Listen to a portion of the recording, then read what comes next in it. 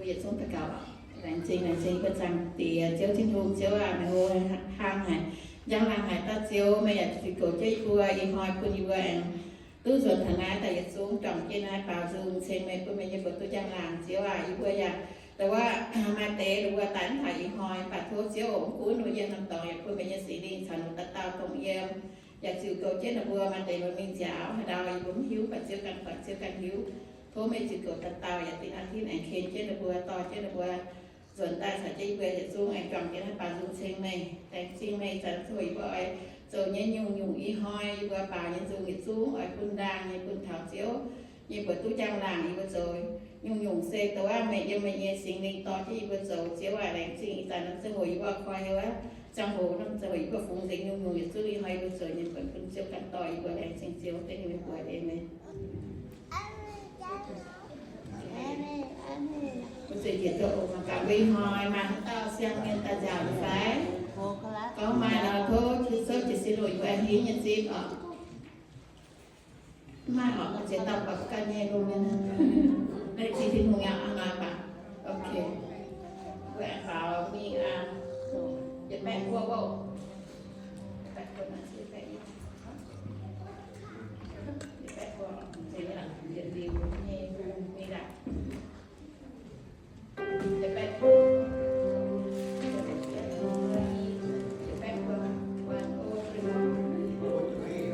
quán có tuy là quán có khô qua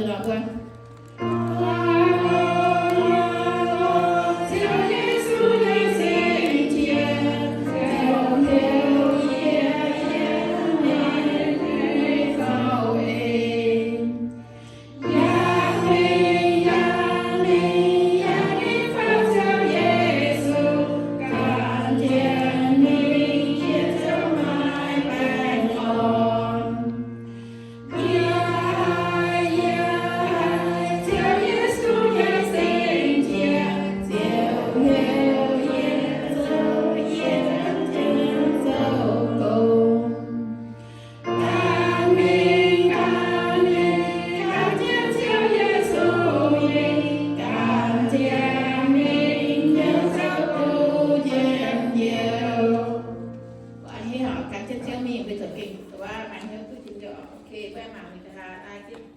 dạy bé sẽ nhẹ ổ